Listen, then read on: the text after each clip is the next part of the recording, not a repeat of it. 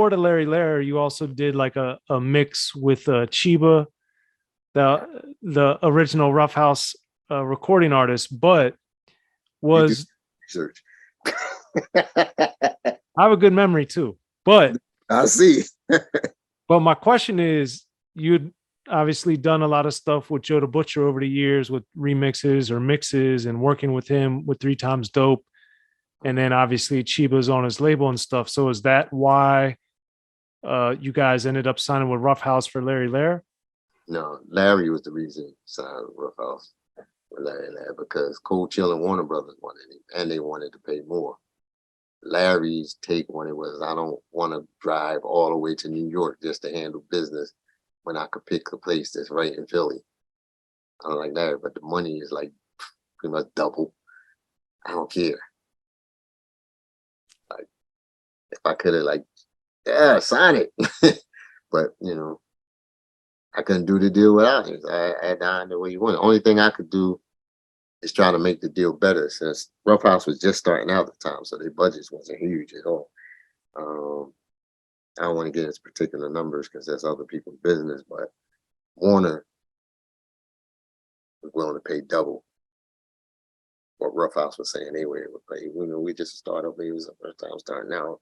We can only do this. So because Joe the Butcher had his own studio and a good portion of the budget was going to be spent on making the album, I said, well, I made them feel like Larry wanted to go to Warner Brothers for the obvious reasons. But I think I can talk them into it if we make the situation a little sweeter over here. Like, since you got the studio, what if we capped the recording costs at such and such? What if y'all go in on the sample clearance? That way, you know, it leaves more budget behind once everything's done, you know, for the artist as well as myself or whatever like that. And they agreed to it. So it still wasn't equivalent to Warner Brothers, but he was gonna go with them anyway, with Roughhouse anyway. And since he was gonna go, might as well made it best as possible. Like Tat did a song on his album called Neighborhood Puppet. Right. And at the time, since we left, they was giving Tat hell over there. And you know, like, he always felt like, you know, anytime he participated in doing songs, you know, he wasn't getting credit just then the third. So I said, listen, like, all right, he just got signed to Columbia or whatever like that, man, do a track for him. You know what I mean? And I went to Karen Mason over Columbia. I said, listen, I want this other guy to produce a song on it. And I got him some bread for doing it. I asked him, is this bread cool? He agreed with the bread, and he did Neighborhood Puppet. So I gave him like pretty much his first actual production job, professional, where he compensated for it and not just doing it in somebody's basement and then seeing somebody else's name on it. Got it. Okay. Also around this time, I assume it was you, but you also did some stuff with Kid Rock. Is that true? Yeah. So how did he's on Jive as well, like Steady B would have been at the time, but how and why did you end up doing stuff with Kid Rock? I ended up doing stuff with Kid Rock because when I did Let the Hustlers Play, the owner, Barry Weiss, was impressed with it. He was even trying to get me to come over to Jive. He was like, what's you guys' situation? He wanted to pull the whole group over here. And I was like, man, they ain't gonna let us go over there. They just paid out to get rid of this joker we was with. And that ain't gonna happen. You know what I mean? But he told me about Kid Rock, you know, and I got hired to do the Steady B song. And, he said he's gonna be like the rap Elvis. And, you know, that's how he kept explaining it, this, that, and the third. And they gave me 4 songs. I think I did 4. No, I did 3 songs. I'm sorry. And it was another mix done with me and Chuck D together, and they called it the Chuck mix. But he was rapping there. He was incorporating a little singing in some of the songs, but it wasn't like the Kid Rock he is now. But they stuck us in a hotel in New York for 2 weeks, man, and then straight act like they forgot we was there. Like we was just there on our own. Like, I mean, we go to the studio, somebody come and take us to the studio, but The hotel they had us in, man, nobody spoke English in it. We trying to ask for towels. They're like, no, I blast. We couldn't get fresh towels, linen, nothing, man. But we got to know each other. Like we got real cool. We get right. He's a cool dude. You know, spent the entire 2 weeks together. And he DJ wise, he can scratch his ass on. Like when we was doing the songs, man, he was in there. He had the 2 turntables. I was like, yo, he bad. Like, so he's a talented dude. Like I didn't know back then that he can do all that singing and guitar playing because he didn't show me that side of him. He just was rapping and DJing and stuff like that. Barry White wanted to make sure he was lyrically competitive, so he asked me to pull E.S.T on board. He was like, "Yo, you think you could get E.S.T to write some rhymes for him?" Me, my cocky self, I'm like, "Yeah, that's my man. Yeah, of course. I'll talk to him." E.S was such like a veteran of just the craft. He felt like if you didn't write, you had no business being an MC. So he declined. So I couldn't get him to change his mind. Oddly enough, down the road, he ends up writing for people. And doing well for himself. And doing extremely well for him. I couldn't even talk him into that check back then. He did not want to do it. So with at this point with Kid Rock, with Chiba, with Larry Larr, you had been with Hilltop, been with 3 Times Dope, and now doing stuff, I guess, as a free agent producer. What were you learning about the business, about yourself, about how you worked, and how you were navigating the industry that was different than, the first several years of your career? I had creative freedom. And I didn't have no one looking over my shoulder. It's a terrible thing for you to make a track. You like the way it sounds, everybody grooving on it. Somebody come and the snare is like tap, tap, tap. Let me make that a little louder. Tap, tap, tap. And then it's produced by them. That's discouraging. That's a discouraging thing. I ain't had to worry about that. I went in there, everybody was accommodating. They embraced me. The first time I went into the studio by myself without, just none of the people that I was used to having a team or other people with me, I was nervous. I was really nervous because I was like, God, like I'm by myself. You know what I mean? Like you throw that bird out tree, like you gonna fly, you gonna hit concrete. But I just did what I do, like, and then it got easier. You know what I mean? I didn't get nervous no more or whatever like that. Funny thing about Tat was the same way. When I get in a job with Larry, he called me over. He's like, "Yo, man, I'm nervous, man. What if this don't come out right?" I'm like, "Tat, you did this shit like a million times. Just go in there and do what you do, man. That's all. Just give it your best. You give it your best. That's all I care about, man. Just go in there." And I'm right across the hall. We was doing our album. Larry's was on the other side. I was like, I come in back and forth to just check on you, man. But I'm totally confident that you can do what you do. And he did the damn thing, man. He made one of the hottest songs on there, in my opinion. The horns, the way he had them things layered in there, great judgment on my part. You know what I mean? Well, speaking of horns, The Wizard of Oz, I always remember too, and I played this for a few people over the years, but how you guys had basically the same check the rhyme horns that Tribe had years before, or at least a year and a half or so. So I always remember that. No, that wasn't in Wizard of Oz.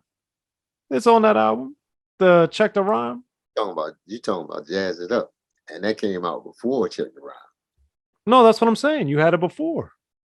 Yeah, but it wasn't on Wizard of Oz. Wizard of Oz was another song. The song you talking about is No, called I'm talking about the album. My bad. the album. That's what. My bad. The album was tight, but I thought you was talking about the individual cut. No. It's a lot of things that I did first, and then other people came behind and like, oh, did you hear that? Who would ever thought of using that? Maybe me. You know what I mean? Like on Larry's album, before DOS Effects, No. what they wanted in effect. That's on his album before DOS Effects even came out. Like, you know what I mean? And you could tell from the intro of the joint, they took that piece, looped it, and then bum stick. You know what I mean? Like, but that's another story. But yeah, I mean, like, you know how. Yeah. But when I heard check the rhyme, I was like, man, Larry Larr, there it is. Mhm. Um, so with the the thing I was intrigued about as your career progressed, Live for Nicholas Land, The Wizard of Oz, things didn't, go exactly the way it was. And then what I imagine you hoped or wanted them to, sales wise, notoriety, etc. But then I noticed it seemed like you got a lot of uh, executive producer, A&R type of stuff for a bunch of independent stuff in New York and Philadelphia as well. So what changed for you after Larry Laird to where you started working with different types of artists and different things? Larry was new to the industry, and at the time, Larry didn't understand the concept of promotion. Whenever the label asked him to do something promotional, he didn't want to do it. He didn't want to do it, and you couldn't talk him into doing it. And even if he said he was going to do it, he'd pull a no show and not do it. And the label got tired of that. And once you're not doing what they want you to do, they're not going to keep pushing you. You know what I mean? And that was really the story behind that. Like he didn't want to do a lot of that.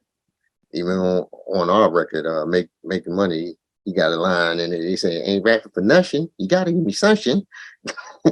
Like that's exactly how he felt back then. Like he felt like, man, I ain't, if it's labor involved, I'm not doing it unless I'm being paid for it. I'm like, listen, man, sometimes it's bordering because you're doing something for a radio station, and in return, they're playing your music. In return, we're just gaining you sales.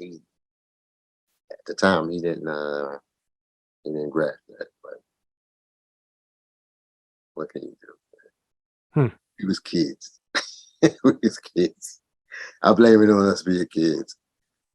Okay. Stupid kids at that. Okay. Because the other things I remember seeing your name on was like the Rude Boys, Originators, Lyra Sister, PQM, all these different things. Uh, I tell people the story of Rude Boys, man, and they was like, how he says, because the original written all over your face wasn't the way it was. I put my hands on that, and when I changed up, that's when it became that hit record. I ain't get no accolades from that, and I worked on another song on the Rude Boy project as a result of that. You know what I mean? I got like a flat beat. You know what I mean? It was good for me back then, coming from nothing, nowhere. You know what I mean? But it wasn't what was supposed to. And then the guy tried to pull a slick move on me too. When he was supposed to pay me off the Rude Boy project. He know what my government name is. We're familiar. He put pay to the order, Chuck Nice. I got the envelope. I got the envelope. I don't even take it out. I just know it's a check in there. I don't even take it out till I get all the way home, man. Like let me put this in the bag. I go to the deposit, man. And John got Chuck Nice on it. My ID says something totally different. That's a stage name. You know, I was like, oh, I'm gonna kill this guy. But I said, then he ducked for like weeks. It was just crazy. And the games people play, man, it's just ridiculous. that's for sure. So then, when you guys, what made the sequel, come out a few years later? What made you guys want to reconvene at that time? Well, we was doing a label of our own called Nicholas Records. At that time, we swapped DJs out for this guy named Jake the Stripper, and actually, this guy named Champ produced the sequel. I didn't do that. That was somebody else doing that track. But you produce Real Skills too, right? Most of the cuts on the album was me, but that particular, it was a couple songs on there that was from this guy named Reconvening. And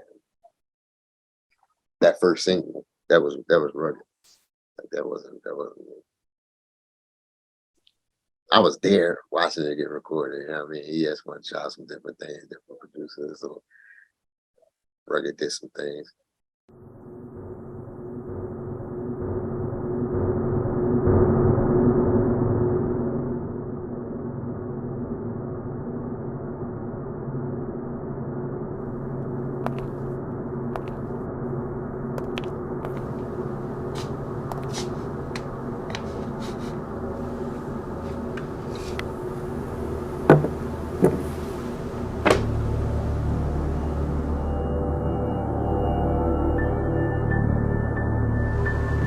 Now I want you to listen real close to me. I'm going to ask you some real simple questions, and I want some real simple answers. Do you understand? Yeah. Do you understand? Yes, I understand. You said that you couldn't have possibly been at the crime scene at 11:15 because you were in the bookstore buying my audio book and my hardcover book at 11:15 when the crime scene occurred in Soren's book. The history of gangster rap. So you couldn't have been at the crime scene because you were buying the books. Right. At 11:15, I was at the bookstore at 11:15, and when I bought the books and accidentally left them at the store. So at 11:15, you couldn't have been at the crime scene because you were buying books, right? At 11:15, when I was leaving, it was some people coming in, and I forgot to grab. But you don't remember who what they look people, like. what they look like or nothing, right? No. So,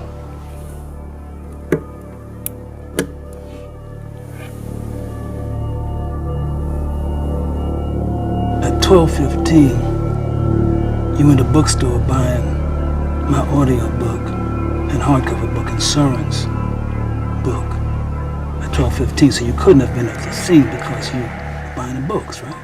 Yeah. At 12 exactly. At 12:15 exactly, I was at the bookstore.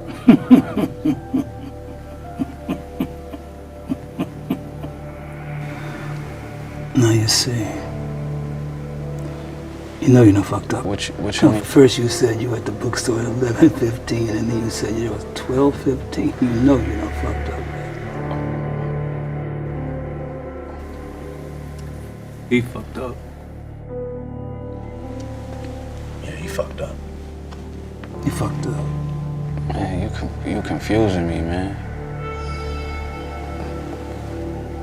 So, you get my book, my audio book, 40 years, and Soren's book, History of Gangster Rap, and if you don't, you know you done fucked up, right? Man, the more those cops ask me questions, the more I wish I bought them motherfucking books.